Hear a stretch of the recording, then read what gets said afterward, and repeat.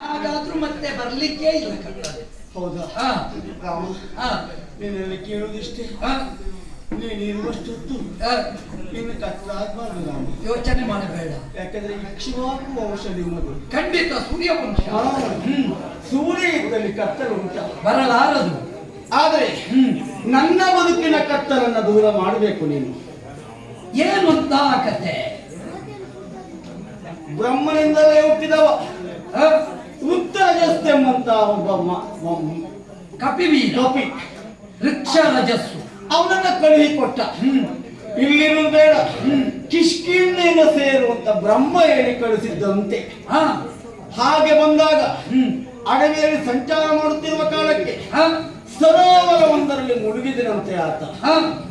ಮತ್ತೆ ಮೇಲೆದ್ದು ಬಂದಾಗ ಗಂಡಾದ ವಾನರ ಹೆಣ್ಣಾದಂತೆ. ಸರೋವರದ ಪ್ರಭಾವ ಹೆಣ್ಣಾಗಿ ಭಯದಿಂದ ಸುತ್ತಲೂ ಸಂಚರಿಸುತ್ತಿರುವ ಕಾಲಕ್ಕೆ ದೇವೇಂದ್ರ ನೋಡಿದನಂತೆ. ಪರಿಣಾಮವಾಗಿ ದೇವೇಂದ್ರನ ದೃಷ್ಟಿ ಆ ಮಂಗನ ಬಾಲದ ಮೇಲೆ ಬಿತ್ತು. ಆವಾಗ ಮಗುವೊಂದು ಹುಟ್ಟಿತು. ಹೌದೇ? ಆ ಮಗುವಿಗೆ ವಾಲಿ ಎಂಬಂತ ಹೆಸರು. ಆ ಬಳಿಕ ಸೂರ್ಯನ ದೃಷ್ಟಿಯು ಆ ಹೆಣ್ಣು ಮಂಗನ ಮೇಲೆ ಬಿತ್ತು. ದೇವತೆಗಳಿಗೆ ಎಂತ ಕಥೆ. ಎಲ್ಲಿಗೆ ಬಿತ್ತು? ಕಂಠದ ಮೇಲೆ ಬಿತ್ತು, ಗ್ರೀವದ ಮೇಲೆ ದೃಷ್ಟಿ ಬಿತ್ತು. ಅಲ್ಲಿ ಸೃಷ್ಟಿ ಆಯ್ತಾ? ಮತ್ತೆ ದೇವತೆಗಳ ದೃಷ್ಟಿ ಬಿದ್ದು ಸೃಷ್ಟಿ ಆಗುವುದೇ. ಸೃಷ್ಟಿ ಆದವ ಯಾರು? ಸುಗ್ರೀವ ಎಂಬಂತವ. ನಾನೇ. ಒಳ್ಳೆ ಕಂಠ. ಸುಗ್ರೀವ ಒಳ್ಳೆ ಕಂಠ. ಹೌದು. ನನಗಿಂತಲೂ ಮೊದಲು ಭೂಮಿಯ ಬೆಳಕನ್ನು ಕಂಡವ ವಾಲಿ. ನನಗವ ಅಣ್ಣ, ನಾನು ಅವನಿಗೆ ತಮ್ಮ. ಆಮೇಲೆ ಅದೇ ರುಕ್ತರಜಸ್ತೆಂಬಂತ ಕಪಿ ಅದೇ ಸರೋವರದಲ್ಲಿ ಮುಳುಗಿದ ಬಳಿಕ ಮತ್ತೆ ಗಂಡಾದನಂತೆ. ಹೌದು. ಆಮೇಲೆ ನಮಗೆ ಆ ಸ್ಥಳವನ್ನ ಕೊಟ್ಟು ನಮ್ಮನ್ನ ಪೊರೆಯುವುದಕ್ಕೆ ಮುಂದಾದ. ಕಿಷ್ಕಿಂಧೆಯಲ್ಲಿ ನಾವಿಬ್ಬರು ಸುಖವಾಗಿದ್ದವರು. ಅಣ್ಣ ತಮ್ಮಂದಿರದು ಹೇಗೆ ವಾಲಿ ಸುಗ್ರೀವರಾಗಿರಬೇಕು. ಆದರ್ಶ ಸಹೋದರಿಯ. ಯಾಕೆ ಹಾಗೆ ನೋಡು? ಯಾಕಪ್ಪ ದುಃಖ? ಇನ್ನೂ ಒಟ್ಟು ಇದ್ರೆ ಸುಖ ಇರಬಾರ್ದು ಅಂತ ಯೋಚಿಸುವುದೇ? ನನಗೆ ಅಣ್ಣ ತಮ್ಮಂದ್ರೆ ಒಟ್ಟಿದ್ದು ನೋಡಿದ ನಮ್ಮ ಹಳೆಯದೆಲ್ಲ ನೆನಪಾಗ. ಹಾಗಿದ್ರೆ ಹೊಸ ಕತೆ ಬೇರೆ ಉಂಟು ಅಂತ. ಯಾವುದದು? ಹಾಗಾದ್ರೆ ಚೆನ್ನಾಗಿ ಕಾಲ ಕಳೀತಾ ಇದ್ದರು ನಾವು. ಒಂದು ಹಣ್ಣನ್ನ ಎರಡು ಭಾಗವಾಗಿ ತಿನ್ನುವುದು. ಹಣ್ಣು ಮಾತ್ರ. ಸರಿ, ಹೌದು ಅಲ್ಲ, ಗೊತ್ತಾಯ್ತು. ಆಮೇಲೆ ನಾವೊಂದು ನೀತಿ ನಿಯಮಕ್ಕೆ ಬದ್ಧರಾದೆವು. ಕಪಿಗಳಾದರೂ ಸಹ ಹಲವಷ್ಟು ಮಾನವರ ರೀತಿಯಲ್ಲಿ ಬದುಕನ್ನು ಕಂಡವರು ನಾವು. ಸರಿ. ಅಣ್ಣ ತಮ್ಮಂದಿರು ಒಂದಾಗಿ ಕಾಲ ಕಳೆಯುತ್ತಿರುವ ಕಾಲಕ್ಕೆ ಯಾವ ವಿಷಯಗಳಿಗೆಯೋ ಏನು ಒಬ್ಬ ರಕ್ಕಸ ಬಂದ. ಮಾಯಾವಿ ಎಂಬಂತ ರಕ್ಕಸ. ಸರಿ. ಅವನಿಗೆ ಒಂದು ಅಭ್ಯಾಸ. ಏನು? ಹೊಡೆದಾಡೋದೇ ಅಭ್ಯಾಸ. ಎಲ್ಲ ಕಡೆಗೆ ಹೊಡೆದಾಡಿ ಮುಗಿದ ಮೇಲೆ ಇನ್ಯಾರಿದ್ದಾರೆ ಅಂತ ಯೋಚನೆ ಮಾಡುವಾಗ ಯಾರೋ ನನ್ನ ಅಣ್ಣನ ಹೆಸರು ಹೇಳಿಬಿಟ್ರು. ಬಂದ ಬಾ ಅಂತ ಕೂಗಿದ. ಏನಾಯಿತು? ನನ್ನ ಅಣ್ಣ ಅಲ್ವಾ, ಅವ ಬೇಡ ಅಂದ್ರೆ ಬರ್ತಾನೆ, ಬಾ ಅಂದ್ರೆ ಬಿಡ್ತಾನೆ. ಬಿಡುವನೆ. ಕುಳಿತನಿಂದಲೇ ಹಾಡಿದ. ಅಣ್ಣನೊಟ್ಟಿಗೆ ನಾನು ಓಡಿದೆ. ಇಬ್ಬರು ಹೋದಿರಿ? ನಾವು ಅಣ್ಣ ತಮ್ಮಂದಿರ ಹಾಗೆ ಒಬ್ಬರಿಗೊಬ್ಬರು ಒಟ್ಟಾಗಿ ಹೋದೆವು. ಆಮೇಲೆ ಹೋರಾಡುತ್ತಾ ಮಾಯಾವಿ ಸೋಲುವ ಸ್ಥಿತಿಯಲ್ಲಿರುವಾಗ ಓಡಿದವನು. ಎಲ್ಲಿಗೆ? ಓಡಿ ದೊಡ್ಡದಾಗಿರುವಂತ ಗುಹೆಯನ್ನ ಪ್ರವೇಶ ಮಾಡಿದ. ನನ್ನ ಅಣ್ಣನ ಮುಂದೊತ್ತೆ ಹೋದ. ನಾನು ಹಿಂದಿನಿಂದ ಹೆಜ್ಜೆ ಇಟ್ಟೆ. ಬೇಡ ತಮ್ಮ ಅಂತ ಹೇಳಿದ. ತಡೆದ? ಹೌದು. ನೀನು ಬರುದು ಬೇಡ, ನೀನು ಇಲ್ಲೇ ಕಾಯ್ತಾ ಇರು, ನಾನು ಹೋಗಿ ಅವನನ್ನ ಮುಗಿಸಿ ಬರ್ತೇನೆ ಅಂತ ಹೇಳಿದ. ಬಂದನೆ? ಕಾಯ್ತಾ ಕುಳಿತುಕೊಂಡೆ ದೇವರೇ. ಒಂದು ಸತ್ಯ ದರ್ಶನ ಆಯ್ತು. ಹೇಳಿದವರನ್ನು ಮಾತು ಹೇಳಿದ್ರು ಗೊತ್ತಾ? ಕಾಯುವಿಕೆಗಿಂತ ಬಾಳುವಿಕೆ ಇಲ್ಲ. ಅದೇ ಬಾಳುವಿಕೆ ಇಲ್ಲ ಅಂತ ಗೊತ್ತಿದ್ರು ಕಾಯುವಿಕೆ ಎಷ್ಟು ಕಷ್ಟ ಅಂತ ಗೊತ್ತಾಗಿದ್ದು ಆವಾಗ ನನಗೆ. ಸರಿ. ಎಷ್ಟು ಕಾದಿತ್ತು, ಹಾ ಕೆಲವು ಕಾಲವೇ ಕಾದೆ ನಾನು. ಈಗ ಬರ್ತಾನೆ ಅಂತ ನಿದ್ರೆ ಆಹಾರ ಮಾಡಲಿಲ್ಲ. ಬೇಕಾಗಿಲ್ಲ ನನಗೆ, ಅಣ್ಣನೇ ಎಲ್ಲವೂ ತಾನೆ. ಸರಿ. ಆಮೇಲೆ ಹಾ ಸ್ವರವನ್ನು ಕೇಳಿತು. ಏನು? ತಮ್ಮ. ಅಷ್ಟೇಯ? ಇಲ್ಲ. ಹಾ ಗುಹೆಯ ಒಳಗಿಂದ ರಕ್ತವು ಹೊರಗೆ ಬಂತು. ಆವಾಗ ಲೆಕ್ಕಾಗಿದೆ, ಆ ಮಾಯಾವಿ ನನ್ನ ಅಣ್ಣನ ಕೊಂದ ಅಂತ ಲೆಕ್ಕ ಹಾಕಿದೆ ನಾನು. ಯಾಕೆಂದ್ರೆ ಕೂಗುವಿಕೆ ಆಗಿತ್ತು. ಆ ಸ್ವರ ಅಣ್ಣನದ್ದೇ. ಹೌದು, ಅಣ್ಣನ ಸ್ವರ. ಆ ಪ್ರಾಣೋತ್ಕ್ರಮಣ ಸ್ಥಿತಿಯಲ್ಲಿ ಕೂಗುವುದು ಅಂದ್ರೆ ಚೀರುವುದು. ರಕ್ತವು ಹೊರಗೆ ಬಂತ. ಇನ್ನೇನು ಮಾಡುವುದು? ಒಳಗೆ ಹೋಗ್ಲಿಕ್ಕೆ ಭಯ. ಯಾಕೆ? ಅಣ್ಣನನ್ನೇ ಮುಗಿಸಿದ ಮೇಲೆ ಈ ತಮ್ಮ ಲೆಕ್ಕವಾ? ಬದುಕು ಹೇಗೆ ಅಂತ ಭಾವಿಸಿದೆ. ಬದುಕಲು ಕಲಿಯಿರಿ, ಆವಾಗ ಗೊತ್ತಾಯ್ತು ನನಗೆ ಏನ್ ಮಾಡುದು ಅಂತ. ಆಮೇಲೆ ಬೃಹದಾಕಾರವಾಗಿರುವಂತ ಬಂಡೆಯನ್ನ ಆ ಗುಹೆಯ ಬಾಗಿಲಿಗೆ ಆನಿಸಿ ನಾನು ಇಟ್ಟೆ. ಅವನಿಗೆ ಅದು ಲೆಕ್ಕಲ್ಲ, ನನಗೆ ಗೊತ್ತುಂಟು. ಈ ಪ್ರಪಂಚಕ್ಕೆ ಬಂಡೆಯೋಪಾದಿಗಿದ್ದವು ನನ್ನ ಅಣ್ಣ. ಅವನೇ ಹಾಗಾದ ಮೇಲೆ ಈ ಬಂಡೆ ಲೆಕ್ಕವು. ಆದರೂ ತಾತ್ಕಾಲಿಕ ತಡೆ. ಹುಲ್ಲು ಕಡ್ಡಿ ಆಶಯ ಆಗುವುದಿಲ್ಲ. ನಿಜ. ಓಡಿದೆ, ಓಡಿ ಓಡಿ ಓಡಿ ಕಿಷ್ಕಿಂದ ಸೇರಿದೆ. ಹೀಗಾಗಿ ಹೋಯ್ತು ಒಂದು ಬೊಬ್ಬೆ ಹಾಕಿದೆ. ಒತ್ತೆ ಹೋಗವಿದೆ ನಾನು. ಇಡೀ ಕಿಷ್ಕಿಂದೆ ಮೌನವಾಗಿ ಹೋಯ್ತು ದೇವರೇ. ಯಾಕೆಂದ್ರೆ ಕಿಷ್ಕಿಂದೆಗೆ ಉಸಿರು ನನ್ನ ಅಣ್ಣ. ನಿಜ. ಹೆಚ್ಚೇನು ಕಿಷ್ಕಿಂದೆಯ ಭಾಷೆ ನನ್ನ ಅಣ್ಣ. ಓಹ್, ವಾನರ ಕಪಿವೀರನಿಗೆ ಭಾಷ್ಯ ಬರುವ ನನ್ನ ಅಣ್ಣ. ಅವ ಇಲ್ಲದೆ ಅಂತ ಮೇಲೆ ಏನು ಮತ್ತೆ ಯೋಚನೆ ಮಾಡ್ತಾ ಇರುವಾಗ ನಮ್ಮ ಹಿರಿಯರೆಲ್ಲ ಹೇಳಿದ್ರು, ಹೀಗೆ ಯೋಚಿಸಿ ಚಿಂತೆ ಕಳೆದು ಕಾಲ ಕಳೆಯಬೇಡ. ಸತ್ತವರಿಗೆ ಯಾವ ಕರ್ಮ ಮಾಡಬೇಕು ಅದನ್ನು ಮಾಡುವುದು. ಅಳಿದವನಿಗೆ ಅಪರಕ್ರಿಯಾದಿ ಕರ್ಮವನ್ನು ಮಾಡಿದೆ. ಸರಿ. ಆ ಬಳಿಕ ಸಿಂಹಾಸನ ಹೀಗೆ ನೋಡುದು, ನಾ ಕೆಳಗೆ ಕೂತ್ಕೊಂಡು ದುಃಖ. ಹೌದು. ಆಮೇಲೆ ಹೇಳಿದ್ರು ನಮ್ಮ ಹಿರಿಯವರು, ಅರಾಜಕತೆ ಉಂಟಾಗಬಾರದು, ನಾವು ಯೋಗ್ಯ ರೀತಿಯಲ್ಲಿ ಬದುಕ್ತಾ ಇದ್ದವರು, ಏನು ಸಿಂಹಾಸನ ಅಂದ್ರು. ಆಮೇಲೆ ನಾನು ಕುಳಿತ ಮರುಕ್ಷಣ ನನ್ನ ಹೆಂಡತಿ ರುಮೆಯು ಬಂದರು. ಒಳ್ಳೆದು. ನಮ್ಮ ಮದುವೆ ಒಳ್ಳೆ ರೀತಿಯಲ್ಲಿ ಆಗಿತ್ತು. ಮಾಡಿಸಿದವ ಅಣ್ಣನೇ. ಸರಿ. ನಿಮ್ಮದೆಲ್ಲ 4-5 ದಿವಸ ಮದುವೆ ಆದ್ರೆ ನಮ್ದು ಒಂದು 2 ದಿವಸ ಮದುವೆನೆ. ಬಲ್ಲೆ. ಜಾಂಬವಂತರ ಪೌರೋಹಿತ್ಯ, ಸುಷೇಣನಂತಹವರ ನೇತೃತ್ವ, ನಿಮ್ಮ ವಿವಾಹ ಕ್ರಮವು ಮನುಷ್ಯರಿಗಿಂತ ಕಡಿಮೆ ಅಲ್ಲ. ಆಮೇಲೆ ನಾವು ಮನುವನ್ನೇ ಅನುಸರಿಸಿದರು ಸ್ವಲ್ಪ ಮಟ್ಟಿಗೆ. ಸತ್ಯ. ನಾ ಕುಳಿತ ಮೇಲೆ ನನ್ನ ಮಾಮಕ್ಕೆ ನನ್ನ ಹೆಂಡತಿ ರುಮೆ ಬಂದ್ರು. ಮತ್ತೊಬ್ಬಳು ಬಂದು.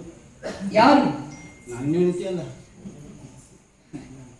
ಯಾರ್ಯಾರ ಹೆಂಡತಿಯನ್ನು ಇಟ್ಟುಕೊಳ್ಳಲಿಕ್ಕೆ ನೀನು ವಾಲಿಯ ತಮ್ಮ ಅಲ್ವೇನು? ಅದಕ್ಕಾಗಿ ಉಳಿದೋರು ಹೆಂಡತಿ ಇಟ್ಕೊಳ್ಳಿಲ್ಲ. ಮತ್ತೆ ವಾಲಿ ಹೆಂಡತಿ ಬಂದು. ಏನಂದೆ? ವಾಲಿ ಹೆಂಡತಿ ವಾಲುತ್ತಾ ಬಂದು ಅಂದ್ರೆ ಅವಳಿ ದುಃಖ ಬೇರೆ. ನಿಮ್ಮಲ್ಲಿ ಕ್ರಮ ಉಂಟೋ? ಉಂಟು ಉಂಟು ಉಂಟು. ಸರಿ. ಅಣ್ಣ ಅಳಿದ ಮೇಲೆ ಪ್ರಾದೇಶಿಕ ಪದ್ಧತಿ ಒಂದೊಂದು ಕಡೆ ಒಂದೊಂದು ರೀತಿ ಇರುತ್ತದೆ. ಮತ್ತೆ ಮೊನ್ನೆ ಹೇಳಿದ್ದಲ್ಲ, ಅಲ್ಲಲ್ಲ, ಶಾಸ್ತ್ರಾತ್ ರೂಢಿರ್ ಬಲಿಯ. ಶಾಸ್ತ್ರಕ್ಕಿಂತ ರೂಢಿಯೇ ಬಲಿಷ್ಠವಾಗಿರುತ್ತದೆ. ನಮ್ಮಲ್ಲಿ ಒಂದು ಪದ್ಧತಿ ಉಂಟು. ಅಣ್ಣ ಅಳಿದ ಬಳಿಕ ಅಣ್ಣನ ಹೆಂಡತಿಯನ್ನು ತಮ್ಮ ಆಳಬಹುದು. ತಮ್ಮ ಇಲ್ಲದಿದ್ರೆ ಅಣ್ಣ ಆಳುವಂತಿಲ್ಲ. ಇಲ್ಲಲ್ಲ. ಸರಿ. ಆ ಹೊಂದಾಣಿಕೆ ಇಲ್ಲ ನಮ್ಮ. ಮತ್ತೆ ಹೊಂದಾಣಿಕೆ. ಸರಿ ಸರಿ. ಆವಾಗ ಅವಳು ಬಂದು ನನ್ನ ಪಕ್ಕದಲ್ಲಿ ಕೂತ್ಕೊಂಡು ಬೇಡ ಹೇಳಿಲ್ಲ, ಕ್ರಮ ಬೇಕು ಅಂತ ಹೇಳಿಲ್ಲ. ಮತ್ತೆ ಅವಳು ಸರಿ. ಹೀಗೆ ದಿನ ಕಳೆಯಿತು. ದಿನವೂ ನನಗೆ ಅಣ್ಣನ ಬಗ್ಗೆ ಯೋಚನೆ. ಅದು ಅವಳು ಬಂದು ಕುಳಿತಾಗ ಅವನಿಗೆ ನೆನಪು ನನಗೆ. ಸರಿ. ನಾನೇ ಅಣ್ಣನಾದ್ನೋ ಅಥವಾ ಅಣ್ಣನೇ ಇವಳು, ಹೀಗೆಲ್ಲ ಕಾಣುವುದು ನನಗೆ. ಸರಿ. ಆ ಬಳಿಕ ದಿನ ಕಳೆಯುತ್ತಾ ಕಳೆಯುತ್ತಾ ಕಳೆಯುತ್ತಾ ಇತ್ತು. ಹೀಗೆ ಸಭೆಯಲ್ಲಿ ನಾವು 3 ಕುಳಿತಿರುವಾಗ, ಸಭೆ ಸೇರಿರುವಾಗ ಮಹಾದ್ವಾರದಲ್ಲಿ ಸುಗ್ರೀವ ಮಾಯಾವಿ ಬಂದರೆ ಮತ್ತೆ ನನ್ನ ಭಯ ಅದೇ ಇತ್ತು. ಮಾಯಾವಿ ಬಂದ ನಂತರ ಮಾಯಾವಿ ಅಲ್ಲ, ಮತ್ತೆ ಮಾಯದ ರೂಪದಲ್ಲಿ ಆ, ನನ್ನಣ್ಣ ವಾಲಿ ನಿಂತಿದ್ದ. ಬಹುಶಃ ನೀ ಮಾಡಿದ ಅಂತ್ಯ ಸಂಸ್ಕಾರ ಸರಿಯಾಗಲಿಲ್ಲ. ಇಲ್ಲ, ಪ್ರೇತ ಅಲ್ಲ ಬಂದಿದ್ದು. ನೀ ಹೇಳುವಾಗ ನಮಗೆ ಹಾಗೆ ಅನ್ನಿಸ್ತದೆ. ಬಂದಿದ್ದು ಪ್ರೇತ ಅಲ್ಲ. ಪ್ರೇತ ಅಲ್ಲ. ಮತ್ತೆ ನಿಜವಾಗಿ ಅಣ್ಣನೇ ಇದ್ದ. ಕಲಿಂದ ಮುರುಕ್ಷಣ ಆ, ನಾನು ಜಿಗಿಬೇಕು ಅಂತ ಎನಿಸುವರಲ್ಲಿ ಅವ ಇಲ್ಲಿ ಜಿಗಿದು ಬಂದಿದ್ದ.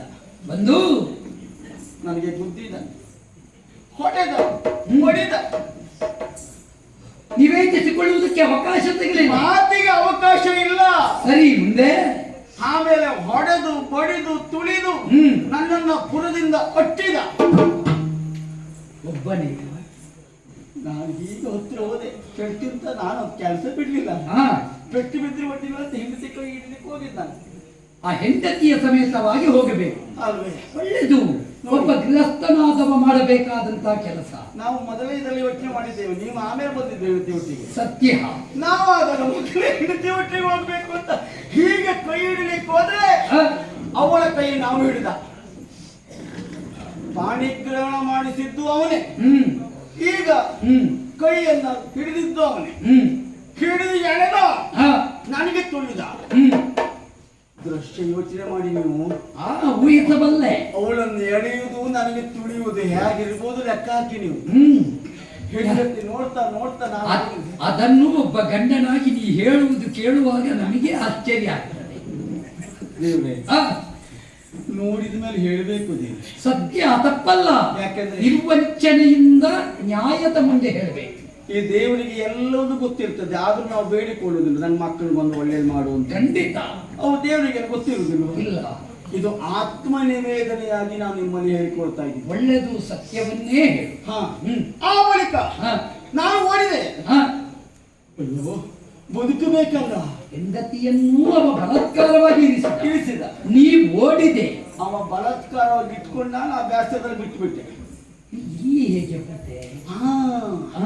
ಆಮೇಲೆ ಓಡಿ ಓಡಿ ಓಡಿ ಓಡಿ ಓಡಿ ಓಡಿ ಇನ್ನು ಭೂಲೋಕದಲ್ಲಿ ಆಗ್ಲಿಕ್ಕಿಲ್ಲ ಅಂತ ಮೇಲೆ ಹೋದೆ. ಎಲ್ಲಿಗೆ? ನನ್ನ ಅಪ್ಪನಲ್ಲಿ ಹೋದೆ. ಸೂರ್ಯನಲ್ಲಿಗೆ? ಹೌದು. ಕೊಟ್ಟನೆ ಆಶ್ರಯ ಕೊಟ್ಟ. ಅಲ್ಲಿಂದ ಮತ್ತೆ ಯಾಕೆ ಬಿಟ್ಟ? ಹಾಗಾದ್ರೆ ಅವ ಕೊಡುವ ಪೂರ್ವದಲ್ಲಿ ಉಳಿದವರಿಗೆ ದೂರ್ಕೊಳ್ಳಬಹುದಿತ್ತು. ನಾನು ದೂರ್ಕೊಳ್ಳುವಂತಿಲ್ಲ. ಯಾರನ್ನು ಹೇಳಿ ಪ್ರಯೋಜನ ಇಲ್ಲ. ಅಲ್ಲ, ಈಗ ನೀವು ದೇವತಾಂಶ ಸಂಭೂತರು ಅಂತ ಆಡಿದೆ. ನಿಮ್ಮ ವಿಷಯವನ್ನೆಲ್ಲ ಬಿತ್ತರಿಸಿದ್ದಿ. ಕರ್ಮ ಪ್ರಪಂಚದಲ್ಲಿ ಆಗಬಹುದಾದಂತಹ ಅನ್ಯಾಯವನ್ನು ದೇವ ಪ್ರಪಂಚದವರೆಗೆ ಮುಟ್ಟಿಸಬಲ್ಲ ಅರ್ಹತೆ ಉಳ್ಳ ನಿನಗೆ ದೇವತೆಗಳಲ್ಲೇ ಹೇಳಬಹುದಿತ್ತಲ್ಲ. ಹೇಳಬಹುದಿತ್ತು ದೇವರೇ.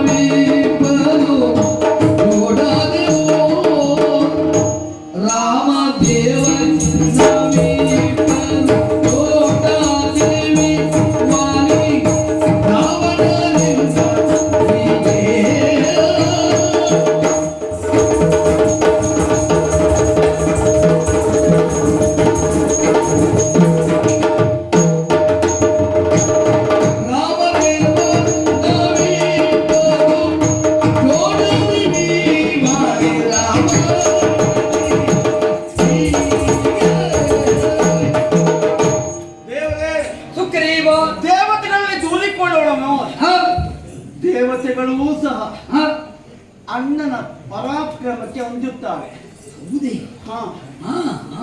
ಹಾಗಾಗಿ ಕಾರಣ ನಾನು ಬದಲು ಮಾಡಿ ಹೋಗಲೇ ಇಲ್ಲ. ಹಾಗಾಗಿ ದೇವತೆಗಳು ಬಿಟ್ಟು ಹೋಗ್ಲಿಲ್ಲ ಅಂತ. ಸರಿ ಸರಿ.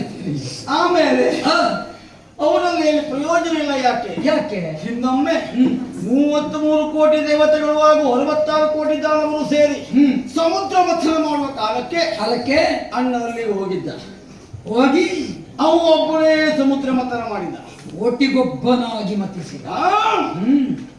ಅವನ ಪರಾಕ್ರಮವನ್ನು ಕಂಡು ದೇವತೆಗಳೇ ಮೆಚ್ಚಿಕೊಂಡಿದ್ದಾರೆ. ಅಂತ ಪರಾಕ್ರಮಿಗೆ ದೇವತೆಗಳು ಈಗ ಅಂಜುತ್ತಾರೆ.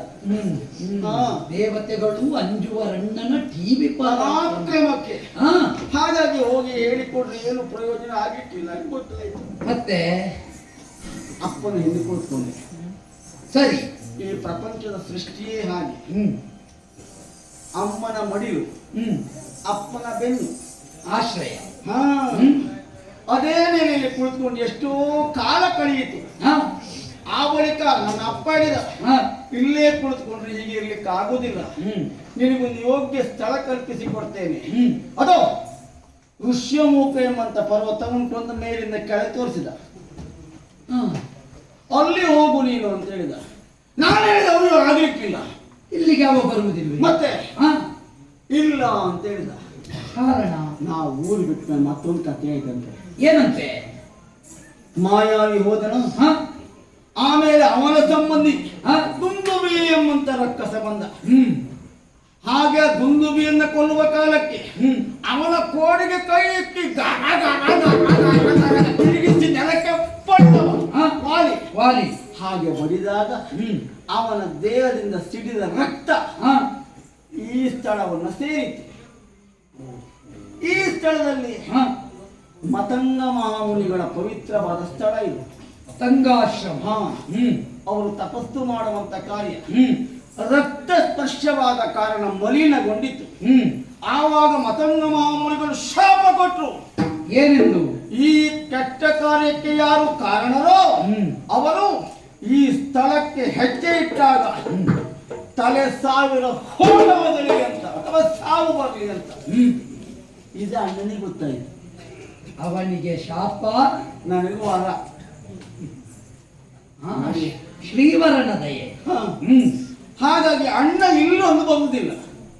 ಸರಿ, ನಾನು ಇದನ್ನು ಬಿಟ್ಟು ಹೋಗುದಿಲ್ಲ. ಆಮೇಲೆ ಇಲ್ಲಿ ಬಂದು ಕುಳಿತುಕೊಂಡೆ. ಮತ್ತೆ ಶಬರಿಯ ಮೂಲಕ ವಿಚಾರ ಗೊತ್ತಾಗಿದ್ದು, ರಾಮ ಇಲ್ಲಿಗೆ ಬರ್ತಾನೆ ಅಂತ ಅವನಲ್ಲಿ ಹೇಳಿಕೊಳ್ಳಿಕ್ಕೆ ಅವಕಾಶ ಸಿಕ್ಕಿದ್ದು. ರಾಮ, ಏನು ನೀನೊಬ್ಬ ಯೋಗಿ ಆಗಿದ್ದೆ. ನಿಜ. ಬರೇ ಯೋಗಿ.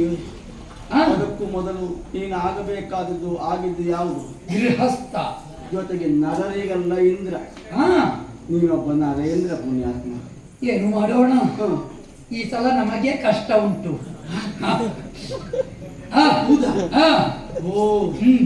ಕೆಲವೊಮ್ಮೆ ಹಾಗೆ ಆಗುದು. ಸಮಸ್ಯೆ ಏನು ಅಂದ್ರೆ ನಮ್ಮನ್ನು ಅರ್ಥ ಮಾಡಿಕೊಳ್ಳುವವರು ಕಡಿಮೆ ಆಗಿದ್ದಾರೆ. ಇನ್ನೊಂದು ಸಮಸ್ಯೆ ಉಂಟು. ಅರ್ಥ ಮಾಡಿಕೊಳ್ಳುವುದು ಕಡಿಮೆ ಆಗಿದ್ದಲ್ಲ, ಅರ್ಥವೇ ಹೆಚ್ಚಂದ್ರೆ ಬೇಡ ಆಗಿದೆ ಅಲ್ವೇ? ಹಾಗಾಗಿ ಹೇಗಾಯ್ತು ದೇವರೇ? ಹಾಗಲ್ಲ, ಅರ್ಥಕ್ಕಾಗಿಯೇ ತಮ್ಮನ್ನು ತೆರುವವರು ಹೆಚ್ಚಾಗಿದ್ದಾರೆ. ಅರ್ಥವನ್ನೇ ಬಿಟ್ಟು ಬಂದವ ನೀನು. ಅರ್ಥ ಅಂದ್ರೆ ಸಂಪದ. ಅದೇ ಅರ್ಥವನ್ನೇ ಬಿಟ್ಟು ಬಂದವ ನಿಜ. ಹಾಗಾದ್ರೆ ಉಳಿದವರಿಗೆ ನಿನ್ನದ್ದೇ ಧೋರಣೆ ಅರ್ಥ ಆಗದೆ ಹೀಗಲ್ಲ ಆಗುದು. ಸತ್ಯ. ದೇವರೇ, ಈಗ ಕೇಳಿಕೊಳ್ಳುವುದಿಷ್ಟೇ. ಆವಾಗ ಹೇಳಿದ್ನಲ್ಲ, ನ್ಯಾಯವಾಗಿ ವೀಕ್ಷಿಸಲಬೇಕೆಂಬುದ. ದಕ್ಕೂ ಮೊದಲು ಧರ್ಮ ಸಂರಕ್ಷಕರಲ್ಲೈ ಸುಗ್ರೀವ, ನ್ಯಾಯವೀಕ್ಷಿಸಬೇಕು ಎನ್ನುವುದು ನಿನ್ನ ಉಲ್ಲೇಖ. ಒಂದೆರಡು ವಿಷಯಗಳನ್ನು ಪರಾಮರ್ಶಿಸದೆ ನಾ ಮುಂದೆ ಹೋಗುವುದಕ್ಕಾಗುವುದಿಲ್ಲ. ಮೊದಲನೆಯದಾಗಿ, ನೀನು ಮಾಯಾವಿಯನ್ನು ಅಣ್ಣ ಬೆನ್ನಟ್ಟಿಕೊಂಡು ಹೋಗುವಾಗ ಅವನ ಬೆನ್ನ ಹಿಂದೆಯೇ ಹೋದೆ. ನಿನ್ನ ಅಣ್ಣನಾದ ವಾಲಿ ನಿನ್ನನ್ನು ದ್ವಾರದಲ್ಲಿ ನಿಲ್ಲಿಸಿದ, ಒಳಪ್ರವೇಶ ಮಾಡಿದ. ಹೋಗುವಾಗ ನಿನ್ನಲ್ಲಿ ಪ್ರತಿಜ್ಞೆ ಹಾಕಿ ಹೋಗಿದ್ದಾನೆ. ಒಳಗೆ ಹೋದ ಅವ ಬಹುಕಾಲ ಬರಲಿಲ್ಲ. ತಮ್ಮ ಸುಗ್ರೀವ ಸತ್ತೆ ಎನ್ನುವ ಮಾತು ನಿನಗೆ ಕೇಳಿತು. ನಿನ್ನ ಅಣ್ಣನ ಮೇಲೆ ನಿನಗಿದ್ದ ಅತುಲ ವಿಶ್ವಾಸ ನಿನಗೆ ಕೈ ಕೊಟ್ಟಿತು. ತಪ್ಪಲ್ಲ, ಯಾಕಂದ್ರೆ ಇಂಥದ್ದೇ ಅನುಭವ ನನಗೂ ಆಗಿದೆ. ನನ್ನ ಸತಿಯಾದ ಜಾನಕಿಯನ್ನು ದುಷ್ಟನಾದ ರಾಮನ ಅಪಹರಿಸುವಲ್ಲಿ ಹ. ಸಾಯುವ ಹಂತದಲ್ಲಿ ಮಾರೀಚ ಹಾ ಸೀತಾ ಹಾ ಲಕ್ಷ್ಮಣ ಅಂತ ಹೇಳಿದ್ದಾನೆ. ಸಾಯುವಾಗಲೂ ಕೆಟ್ಟವರು ಒಳ್ಳೆದು ಮಾಡುವುದಿಲ್ಲ, ಬೇಡದ್ದೇ ಮಾಡಿ ಸಾಯುವುದು, ಅದನ್ನೇ ಮಾಡಿದ. ಆದ್ದರಿಂದ ಇಲ್ಲಿಯೂ ಅಂತ ಭ್ರಮೆಗೆ ನೀವು ಒಳಗಾದ್ರೆ ಅಪರಾಧ ಅಲ್ಲ. ಮತ್ತೊಂದು ಕಲಿಬಂಡೆಯನ್ನು ನೀ ತಡೆಯಾಗಿ ಇರಿಸಿದೆ. ರಾಕ್ಷಸರನ್ನು ನಿಶಾಚರರು ಅಂತ ಕರೆಯುವುದು, ಅಂದ್ರೆ ಕತ್ತಲಲ್ಲಿ ಸಂಚರಿಸುವವರು. ನೀ ಬಂಡೆ ಇಟ್ಟರೆ ಮತ್ತು ಅವರಿಗೆ ಅನುಕೂಲ ಮಾಡಿದ ಹಾಗೆ ಅಲ್ವೇ? ಬಂಡೆ ಇಟ್ಟಾಗ ಬೆಳಕು ನಿಂತಿತ್ತು, ಕತ್ತಲಾಯಿತು. ಆವತ್ತು ಇದೊಂದು ಹೊಳಿದೇ ಹೋಯ್ತಲ್ಲ ನನಗೆ. ಹೊಳೆದಿದ್ರೆ ಬಂಡೆ ಇಡುವುದೇ ಇಲ್ಲವಾಗಿತ್ತು, ನಾನು ಅದು ದೀಪ ಹಚ್ಚಿ ಬರ್ತಿದ್ದೆ. ಆವತ್ತು ನಿನ್ನ ಬಂಡೆಗೆ ಹೊಳೆಯದೇ ಇರುವುದರಿಂದ ಬಂಡೆ ಇಟ್ಟೆ. ಈಗ ಮತ್ತೆ ವಿಷಯಕ್ಕೆ ಬರೋಣ.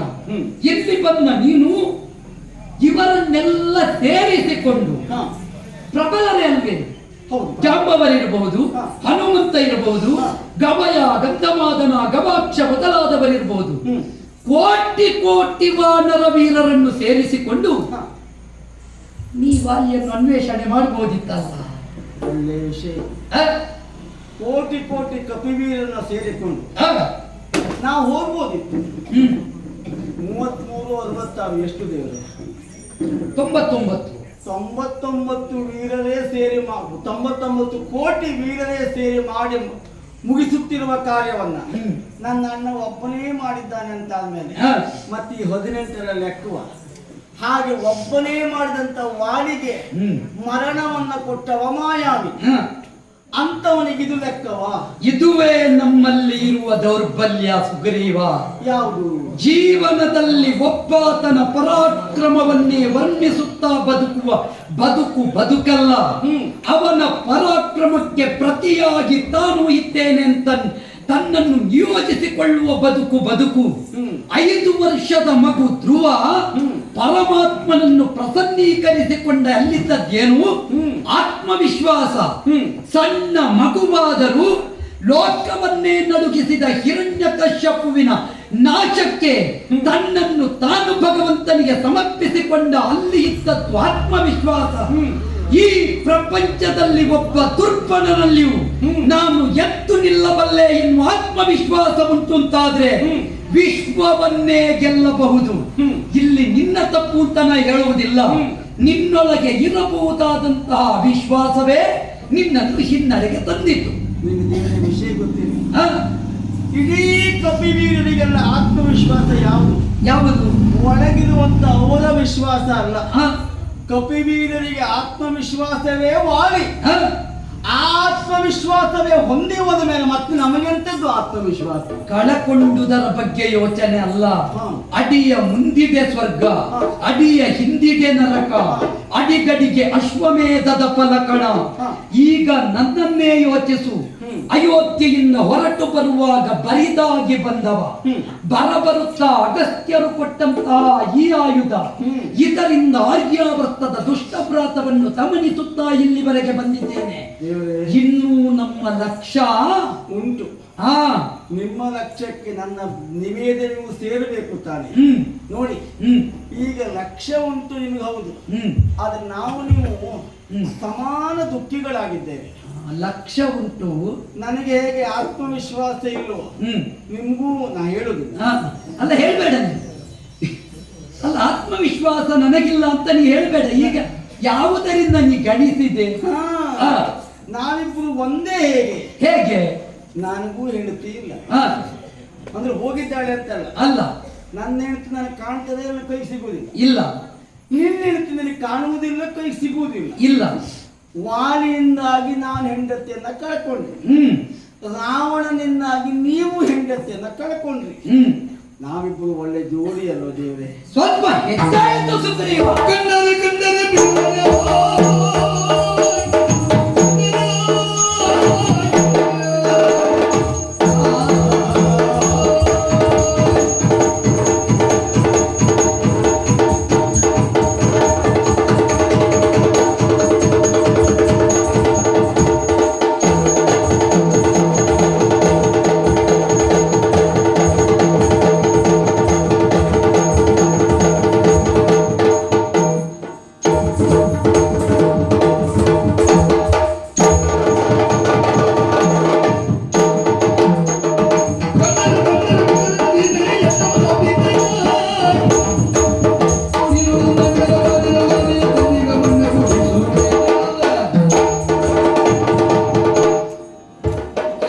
ಸತ್ಯನಂದನ ಸುಗ್ರೀವ, ಓ ಸೂರ್ಯವಂಶಸ್ಥನೇ, ಸೂರ್ಯವಂಶೀಯನಾದ ರಘುವರನ ಕೂಡ ನೀನಾಡುವ ಮಾತುಗಳೆಲ್ಲ ವಾಸ್ತವವೇ ಆದರೂ ಕೂಡ ವಿಮರ್ಶೆಯ ದೃಷ್ಟಿಯಿಂದ ನೀ ಚೆನ್ನಾಗಿ ಅದನ್ನು ತಿಳಿದುಕೊಳ್ಳಬೇಕು. ನಮ್ಮ ಸೂರ್ಯ ಇದೇ ಕಥೆ ಆಯ್ತು ನೋಡಿ. ಪರಿಸ್ಥಿತಿ ಬೇರೆ, ಪರಿಣಾಮ ಬೇರೆ. ಪರಿಸ್ಥಿತಿಯಲ್ಲಿ ನೀನು ಹೆಂಡತಿ ಇಲ್ಲದವ, ನಾನು ಹೆಂಡತಿ ಇಲ್ಲದವ. ಪರಿಣಾಮದಲ್ಲಿ ಏನು ಅನ್ನುವುದು ಮುಖ್ಯ.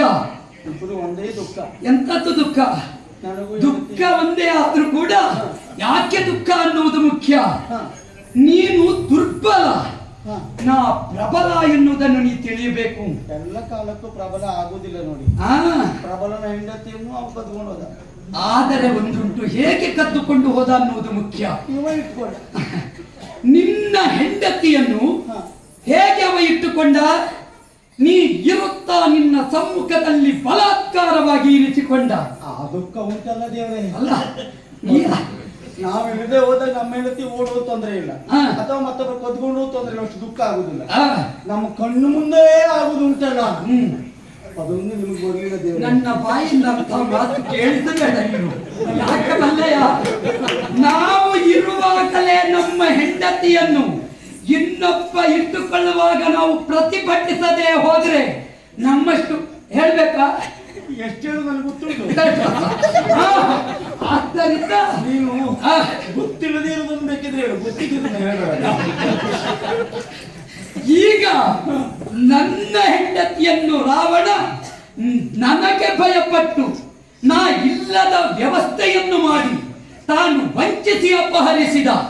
ಅಲ್ಲಿ ರಾವಣ ನನಗೆ ಹೆದರಿದ್ದಾನೆ, ಇಲ್ಲಿ ವಾಲಿಗೆ ನೀ ಹೆದರಿದ್ದಿ. ಆದ್ದರಿಂದ ಪರಿಣಾಮದಲ್ಲಿ ಈಗಲೂ ಹೇಳ್ತೇನೆ.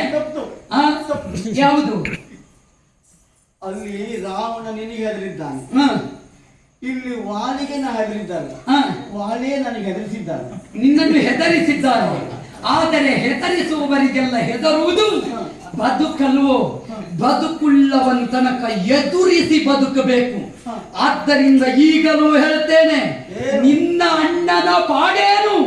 ನಿನ್ನ ಅಣ್ಣ ವಾಲಿಯನ್ನು ಕೊಂದು ಮಣ್ಣುಗೂಡಿಸ್ತೇನೆ. ಯಾವ ಧೈರ್ಯ ಬಲ್ಲೆಯ?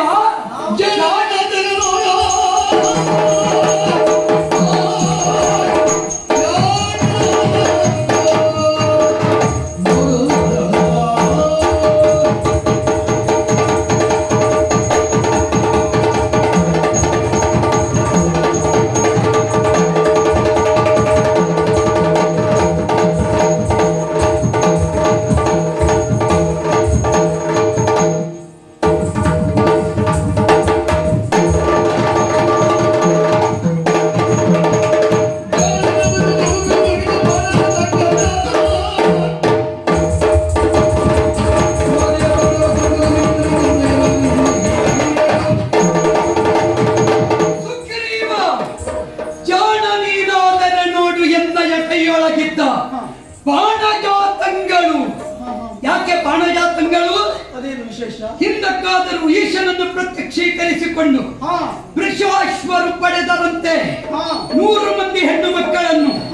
ಅದನ್ನು ತನ್ನ ತಪೋಶಕ್ತಿಯ ಬಲದಿಂದ 50 ಮಂದಿಯನ್ನು ಬಾಣವನ್ನಾಗಿಸಿಯು, 50 ಮಂದಿಯನ್ನು ಅದರ ಅಸ್ತ್ರಾಭಿಮಾನಿ ದೇವತೆಗಳನ್ನಾಗಿಯೂ ಸಂಯೋಜಿಸಿದರಂತೆ.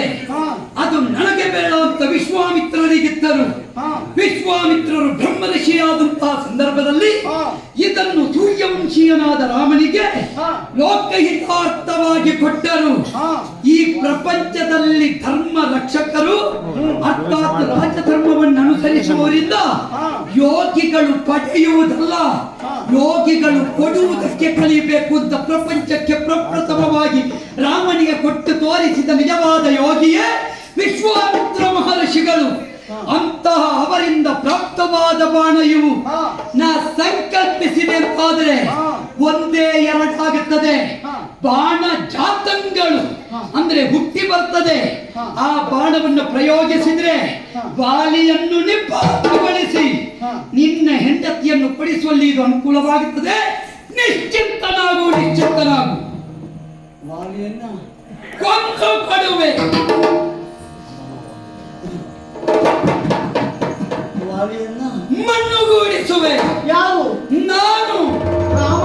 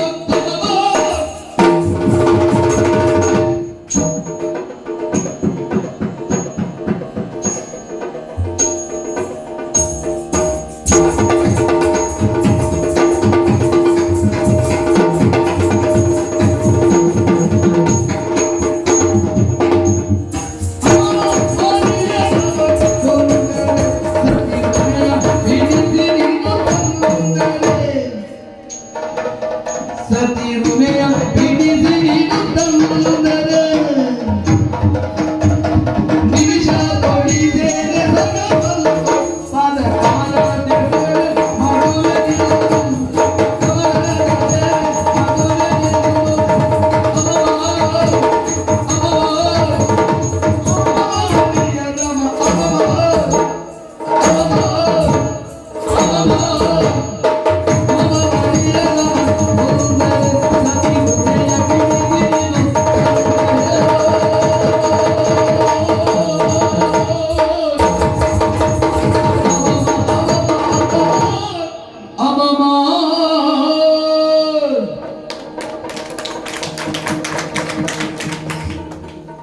ಸುಗ್ರೀವ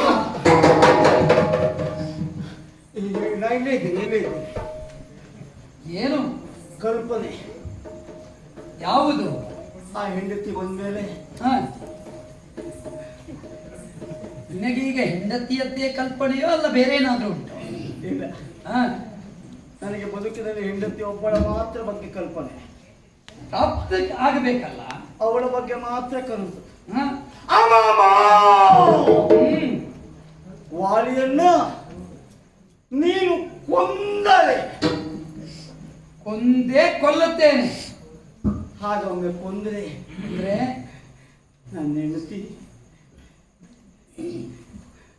ಇಲ್ಲಿ ಕನಸು ಹೆಚ್ಚು. ಅವ ಸತ್ರು ತೊಂದರೆ ಇಲ್ಲ, ನಿನಗೆ ಹೆಂಡತಿ ಬೇಕು. ನಿನ್ನ ಮಾತಿನಲ್ಲಿ ವಿಶ್ವಾಸ, ಹ? ಅದೇ ನನಗೆ ಕನಸು. ಓಹೋ ಹೋ. ಹಾ, ಸತಿಯ ತೊಂದರೆ. ತೊಂದರೆ ಹ?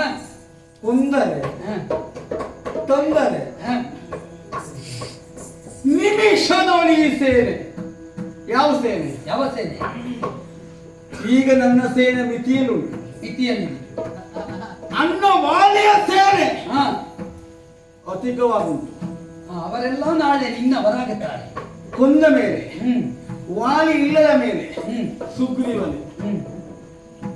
ನಾನಿದ್ದಾಗ ವಾಲಿ, ಹ್ಮ್. ವಾಲಿ ಇಲ್ಲದೆ ಇದ್ದಾಗ ನಾನೇ. ನೀನೇ. ಹೌದು. ಹ್ಮ್. ಅವ ಇದ್ದಾಗ ಯಾರು ಇಲ್ಲ. ಯಾರು ಇಲ್ಲ. ಹಾಗಾದ್ರೆ ಹ್ಮ್. ಅವ ಅಳಿದ ಮೇಲೆ ಹ್ಮ್. ಈ ಕಪಿ ಸೈನ್ಯವೆಲ್ಲವೂ ನನ್ನದೇ ಆಗುತ್ತದೆ ಅಲ್ಲವೇ? ಹ್ಮ್. ಹಾಗೆ ಮರುಕ್ಷಣ ಹ್ಮ್. ನಿಮಿಷಾರ್ಥದಲ್ಲಿ ಹ್ಮ್. ಎಲ್ಲ ಸೇನೆಯು ಹ್ಮ್. ನನ್ನ ಸಹಿತವಾಗಿ ಹ್ಮ್. ನಿಮ್ಮ ಚರಣ ಸೇವೆಗೆ ಬದ್ಧರಾಗಿರ್ತೇವೆ ನಾವು. ಯಾವುದಕ್ಕೆ? ನಿನ್ನ ಸೇವೆಗೆ, ಸೀತಾನ್ವೇಷಣ. ಜೊತೆಗೆ ಹ್ಮ್. ನಿನ್ನ ಸೇವೆ ಅಂತ ಹೇಳಿದ ಮೇಲೆ ಹ್ಮ್. ಸುಗ್ರೀವ ಹಾರದೆ, ಹ್ಮ್. ಸುಗ್ರೀವ ಸಾಯ್ತೇವೆ ನಾನು. ಹಾ. ಬದ್ಧವೇ ನಮ್ಮದೆಲ್ಲ ಹಾಗೆ. ಹಾ. ಮಂಗಾಗಿರ್ಬೋದು, ಮಾತಿಗೆ ತಪ್ಪುವುದೇ ಇಲ್ಲ ನಾವು. ನುಡಿಗೆ ತಪ್ಪುವವ. ಹಾ. ಹ್ಮ್. ನುಡಿಗೆ ತಪ್ಪುವ ಮನುಷ್ಯನಲ್ಲಂತುಂಟು, ನಿಜ. ನುಡಿಗೆ ತಪ್ಪುವ ಜೀವಿಯೇ ಅಲ್ಲ. ಅಲ್ಲ. ಆ ಬಳಿಕ ಹ್ಮ್.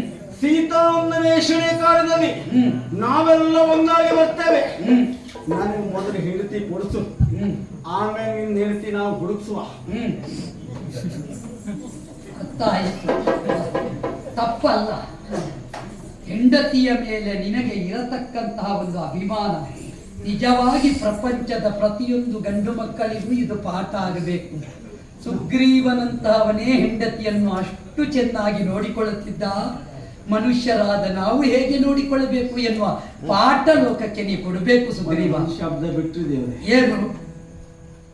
ಮತ್ತೊಬ್ಬರು ಇಟ್ಟುಕೊಂಡಂತ ಹೆಂಡತಿಯನ್ನೇ ಸುಗ್ರೀವರು ಚೆನ್ನಾಗಿ ಮಂಗನಾದರೂ ನೋಡಿಕೊಂಡ. ಹಾಗಲ್ಲ, ಮತ್ತೊಬ್ಬನ ವಶವಾದ ಮಡದಿಯನ್ನಾದರೂ ಅರ್ಥ ಮಾಡಿಕೊಂಡು ನೋಡಿಕೊಂಡ. ಮತ್ತೆ ಹೆಂಡತಿಯೇ ದೊಡ್ಡ ಅರ್ಥ. ಆ, ನಿಜ. ಹೆಂಡತಿ ನಿಜವಾಗಿ ಸಂಪತ್ತು. ನಿಜ. ಅದು ಹೆಂಡತಿ ಎಂಬಂತ ಸಂಪತ್ತನ್ನ ಕಳ್ಕೊಂಡ ಆ, ದುಃಖ ಏನು ನನಗೆ ಗೊತ್ತುಂಟು. ನಿಜ. ಇನ್ನು ಬಳಲು ಬೇಡ. ಅಲ್ಲ, ನಿಮಗೂ ಸ್ವಲ್ಪ ಗೊತ್ತುಂಟು. ಗೊತ್ತಿತ್ತು, ನನಗೂ ಗೊತ್ತಿದೆ. ನಾನು ಕಳ್ಕೊಂಡವ, ಹ್ಮ್. ನೀವು ಕಳಕೊಂಡವೇ. ಮಾರ್ಗ ಬೇರೆ ಬೇರೆ. ಪಡೆಯುವ ಆತ್ಮವಿಶ್ವಾಸ ಉಂಟು. ಆದರೆ ಹ್ಮ್. ನಿಮಗೆ ವಿಶ್ವಾಸ ಇರಬಹುದು, ಹ್ಮ್. ನನಗೆ ಈ ಶ್ವಾಸ ಇರೋ ತನಕ ಹೆಂಡತಿ ನಾನೇ ಪಡಿತೇನೆ ಅಂತ ವಿಶ್ವಾಸ ಇದೆ. ಇವತ್ತು ನಿನ್ನ ಶ್ವಾಸಕ್ಕೆ ಶ್ವಾಸವಾಗಿ ಬಂದಿದ್ದೇನೆ. ನೋಡಿದೆಯಾ? ಹನುಮಂತ ತಂದಿಟ್ಟ ಅಗ್ನಿ. ಅಗ್ನಿಯಿಂದ ಅಗ್ನಿಗೆ ಸುತ್ತು ಬಂದಿದ್ದೇವೆ, ಕೈ ಕೈ ಹಿಡಿದು. ಹೌದು. ನಮ್ಮದ್ದು ತುಲ್ಯ ಅರಿಮಿತ್ರತ್ವ. ತುಲ್ಯ ಅರಿಮಿತ್ರತ್ವ. ಅಂದ್ರೆ ನಿನ್ನ ಕಷ್ಟವೇ ನನ್ನ ಕಷ್ಟ, ನಿನ್ನ ಸುಖವೇ ನನ್ನ ಸುಖ, ನನ್ನ ವೈರಿಯೇ ನಿನ್ನ ವೈರಿ, ನಿನ್ನ ವೈರಿಯೇ ನನ್ನ ವೈರಿ. ಆದ್ದರಿಂದ ನಿಜವಾಗಿ ಅಗ್ನಿಸಾಕ್ಷಿಕವಾಗಿ ಮಿತ್ರರಾಗಿದ್ದೇವೆ. ಸರಿ ಆಯ್ತಲ್ಲ? ವಿಶ್ವಾಸ ಯೋಚನೆ ಮಾಡಬೇಡ. ಇನ್ನು ಮುಂದಕ್ಕೆ ನಿನ್ನ ಅಣ್ಣನ ಅವಸಾನದ ಪರ್ವಕಾಲ ಹತ್ತಿರ ಬಂತು. ಆದ್ರೆ ಆ ಆಭರಣವನ್ನು ನೋಡಿ ಗಂಟುಂಟು, ಹೊರಮಂತ ಹಿಡ್ಕೊಂಡು ಬಂದ ನೋಡಿದೆ. ಗಗನದಿಂದ ಕೆಳಗೆ ಬಿದ್ದಂತ ಗಂಟು ನಾವು ಎತ್ತಿಟ್ಟಿದ್ದೇವೆ. ಸತ್ಯ. ಆ ಬಂಗಾರವನ್ನೆಲ್ಲ ತಮ್ಮನ ಮುಂದೆ ಇರಿಸಿದ್ದೇನೆ. ಸಹೋದರ, ಇದು ಜಾನಕಿಯದ್ದೇ ಅಲ್ಲ? ಇದು ಜಾನ ಅತ್ತಿಗೆ, ಅದು ಹೌದು ಅಲ್ವೇನು ನನಗೆ ಗೊತ್ತಿಲ್ಲ. ಯಾಕೆ ಅತ್ತಿಗೆಯ ಮುಖವನ್ನು ನಾನು ನೋಡಿದವನಲ್ಲ, ಅವಳ ಪಾದವನ್ನು ನಾನು ನೋಡಿದವ. ಹಾಗಾಗಿ ಆ ಕಾಲುಂಗುರ ಮಾತ್ರ ಅತ್ತಿಗೆಯದೇ ಆಗಿದೆ.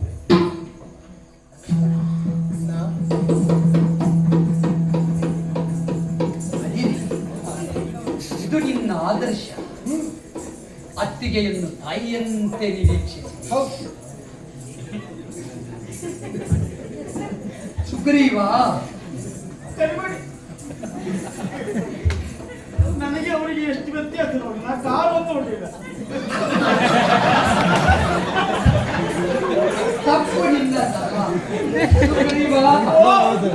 ಇದು ಒದಗಬಹುದಾದ ಪರಂಪರೆಯ ಸಂಸ್ಕಾರ. ನಮಗೆ ಈ ಸಂಸ್ಕಾರ ಬಂದಿದೆ, ಈ ಸಂಸ್ಕೃತಿಯಲ್ಲಿ ನಾವು ಮುಂದಾಗಿದ್ದೇವೆ. ನಮ್ಮಿಬ್ಬರ ಮೂಲ ಒಂದೇ ಆದ್ರು.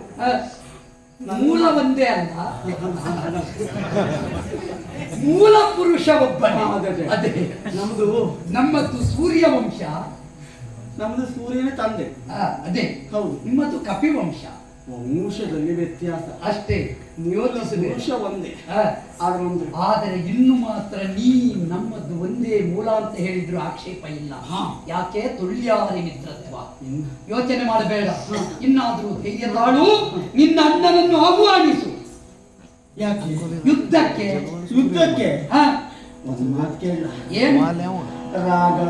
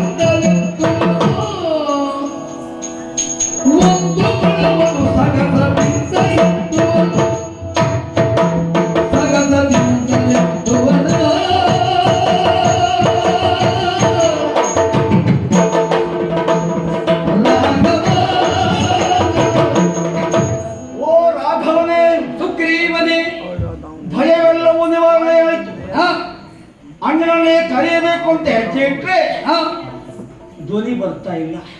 ಕಾರಣ? ಇನ್ನೂ ಸಂಶಯ ಉಂಟು ನನಗೆ. ಇನ್ನೂ ಸಂದೇಹ ಅಂದ್ರೆ ನಿನ್ನ ಮೇಲೆ ಸಂದೇಹ ಉಂಟು ಅಂತಲ್ಲ, ನನ್ನ ಮೇಲೆ ನನಗೆ ಅನುಮಾನ. ಆದರೆ ಇಷ್ಟರವರೆಗೆ ನಾನು ಆಡಿದ್ದು ಮಾತ್ರ, ನೀ ಕೇಳಿದ್ದು ಮಾತ್ರ. ಸಾಕ್ಷಿಕವಾಗಿ ಏನೂ ಕಾಣಲಿಲ್ಲ, ನಡೆದಿಲ್ಲ. ರಾಮನ ಬಗ್ಗೆ, ರಾಮನ ವಂಶದ ಬಗ್ಗೆ ಕೇಳಿದ್ದೇವೆ ನಾವು. ಪರಸ್ಪರ ವಿರುದ್ಧರಾಗಿದ್ದಂತ ಋಷಿಗಳನ್ನೇ ಒಂದು ಮಾಡಿದವರು ನೀವು. ನಿಜ.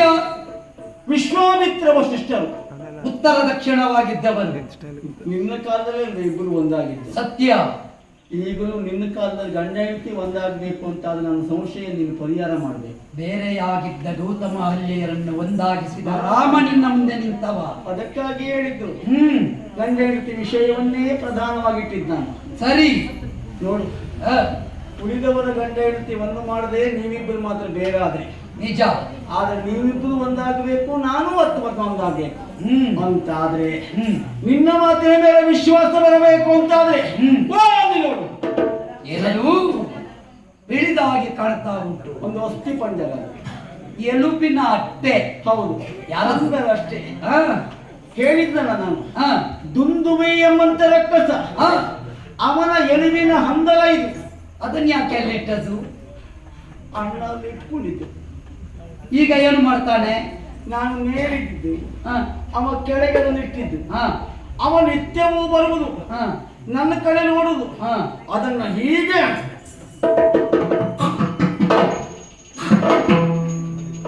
ಮೊಣಕಾಲ ಪರ್ಯಂತ ಎತ್ತುವುದು. ಬಹುಶಃ ನಿನ್ನದು ನಾಳೆ ಹೀಗಾಗುತ್ತದೆ ಅಂತ ಸೂಚನೆ ಇರಬೇಕು.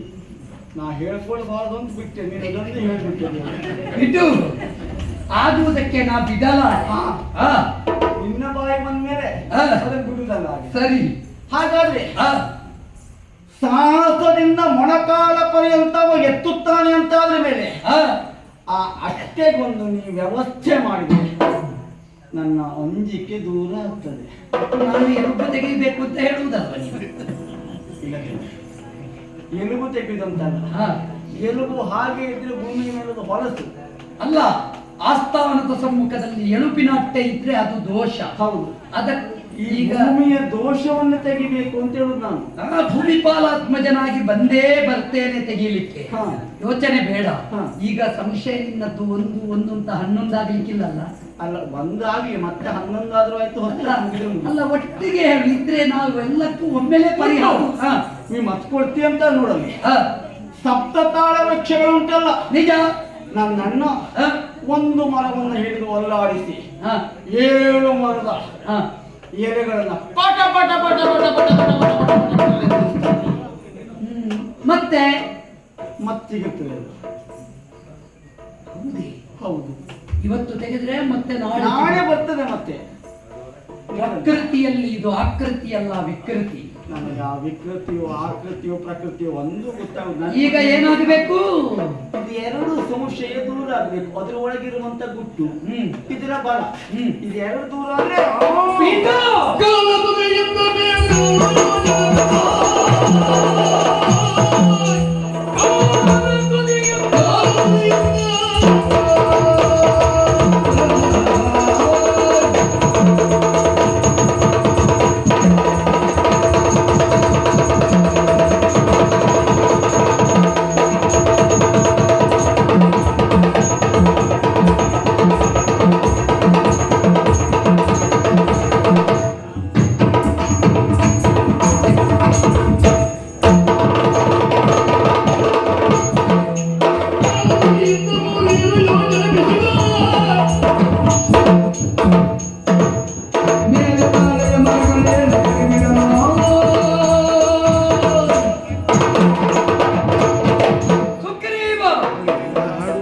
ಜೀವಂತ ಇರುವಾಗ ದುಂದುಬಿಯನ್ನು ಹಿಡಿದು ಗಗನ ಪರ್ಯಂತ ಎಸೆದಿದ್ದಾನೆ ವಾಲಿ. ಈಗ ಬರೇ ಎಲುಬಿನ ಅಟ್ಟೆಯನ್ನು ಅಷ್ಟೇ ಮೊಣಕಾಲ ಪರ್ಯಂತ ಎತ್ತುತ್ತಾನೆ ಎನ್ನುವುದರ ಅರ್ಥವನ್ನು ಬಲ್ಲೆಯ? ಎದ್ದೇಳು. ನನಗಾಗಿ ಹಾದ್ರಲ್ಲ, ಕಾಲು ಒತ್ತು ಅಂತ. ನಾವು ಹಾರಿದಲ್ಲಿಗೆ ನಿಲ್ಲಿಸುವುದಿಲ್ಲ, ಹಾರಿಸಿದಲ್ಲಿಗೆ ನಿಲ್ಲಿಸುವುದು. ಎದ್ದೇಳು. ಏಕೆ?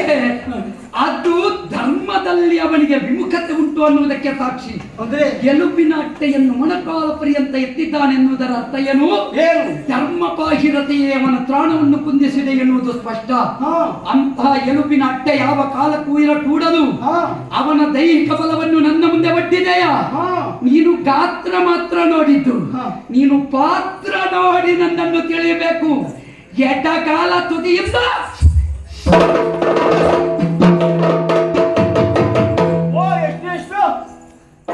3-7 ಯೋಜನ ಅಂತ ಹೇಳ್ತಾ ಇದ್ದಾರೆ. ಲೆಕ್ಕ ಹಾಕ್ಬಿಟ್ರು. 21 ಯೋಜನ ಇಂತೆ ಸರಿದುದು. ಬಿಡು, ಇನ್ನು ನಿನಗೆ ಯಾವ ದೋಷವೂ ಪಟ್ಟವೇರುವ ಕಾಲದಲ್ಲಿ ಇಲ್ಲ. ಮುಂದೆ ಕಾಣುತ್ತಾ ಇದೆ ಸಪ್ತತಾಳ ವೃಕ್ಷಗಳು, ಸಾಲ ವೃಕ್ಷಗಳು, ಬ್ರಹ್ಮರಾಕ್ಷಸಾದಿ ಗಣಗಳು ಅದರಲ್ಲಿ ಕುಳಿತುಕೊಳ್ಳುವುದಕ್ಕೆ ಸಾಧ್ಯ. ನಿನಗೆ ಈಗ ಇದ್ದ ಬ್ರಹ್ಮರಾಕ್ಷಸನ ಬಾಧೆಯೇ ಹೆಚ್ಚಾಗಿದೆ. ಇನ್ನು ಬೇಕಾ? ಯೋಚನೆ ಮಾಡಬೇಡ. ಆದ್ದರಿಂದ ಅದನ್ನು ನಿವಾರಿಸುವುದಕ್ಕಾಗಿ ಒಮ್ಮೆ ಮೇದಿನಿಯನ್ನು ಒತ್ತಿದ್ದೇನೆ. ವಕ್ರಾಕೃತಿಯಲ್ಲಿ ಇದ್ದದ್ದು ಸರಳ ರೇಖೆಗೆ ಬಂದಿದೆ. ಮಾರ್ಗಣವನ್ನನ್ನು ತೆಗೆದು ನೋಡಿದೆಯಾ? ಮೂಲೋದ್ಪಾಟನ ಮಾಡಿದ್ದೇನೆ. ಅಹಿರೂಪದ ರಾಕ್ಷಸನೊಬ್ಬನ ತಲೆ ಛೇದಿಸಲ್ಪಟ್ಟಿದೆ. ಅಂದರೆ ಇದರ ಅರ್ಥ ಏನು ಬಲ್ಲೆಯಾ? ಈ ಸಾಲವೃಕ್ಷಗಳ ಅಡಿಯಲ್ಲಿ ಹಾವಿನ ರೂಪದ ರಾಕ್ಷಸನೊಬ್ಬ ತಾನು ಕುಳಿತಿದ್ದ. ಆ ಹಾವು ಯಾವಾಗಲೂ ಹೀಗೇ ಇರುವುದು. ಹಾಗೆ ಮರಗಳು ವಕ್ರಾಕೃತಿಯಲ್ಲಿ ಇದ್ದದ್ದು. ಹಾವಿನ ಬಾಲಕ್ಕೆ ತುಳಿದ್ರೆ ಅದು ನೇರ ನಿಲ್ಲುತ್ತದೆ. ಹಾಗೆ ನೇರ ಆಗಿದೆ. ನಾವು ಯಾವುದೇ ಕೆಲಸ ಮಾಡುವಾಗ ಮೂಲ ತಿಳಿದು ಮಾಡಬೇಕು. ಮೂಲೋತ್ಪಾಟನ ಮಾಡಿದ್ದೇನೆ. 2 ಬಾಧೆ ನಿವಾರಣೆಯಾಗಿದೆ. ಇನ್ನು ನಿನಗೆ ಬರಬಹುದಾದ ಮಹಾಕಂಟಕ, ಅದರ ನಿವಾರಣೆಗಾಗಿ ನಾವು ಸಿದ್ಧನಿದ್ದೇನೆ. ಯೋಚನೆ ಬೇಡ. ನಿನ್ನ ಅಣ್ಣನಾದ ವಾಲಿಯನ್ನು ಯುದ್ಧಕ್ಕೆ ಆಹ್ವಾನಿಸು. ನಾ ಇದ್ದೇನೆ. ಇನ್ನು ಭಯ.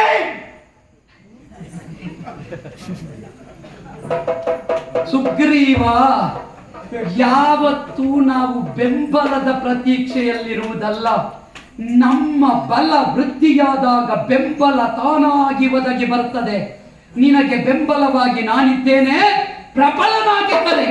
ದೇವರೇ, ಇಷ್ಟರವರೆಗೆ ಬೆಂಬಲವನ್ನು ಯೋಚನೆ ಮಾಡ್ತಾ ಇಲ್ಲವಾಗಿತ್ತು. ನಾನು ಸ್ವತಂತ್ರ ನಿಂತೇ ಬಿದ್ದಿದ್ದು, ಪೆಟ್ಟು ಬಿದ್ದದ್ದು. ಪೆಟ್ಟು ಬಿದ್ದಿದ್ದು ಅಂತ. ಇನ್ನು ಬೆಂಬಲವಾಗಿ ನಾನು, ಮುಂಬಲವಾಗಿ ನೀನು. ಸರಿ, ಸಾಕಲ್ಲ?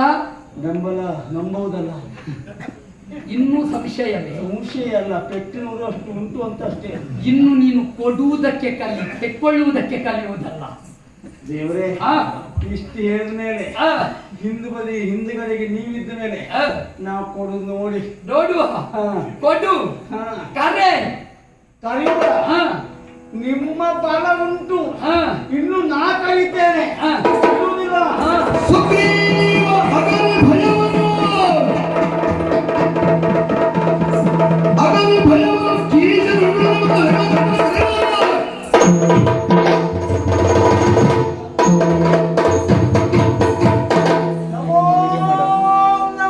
ವಿಜಯ್ ಭವ.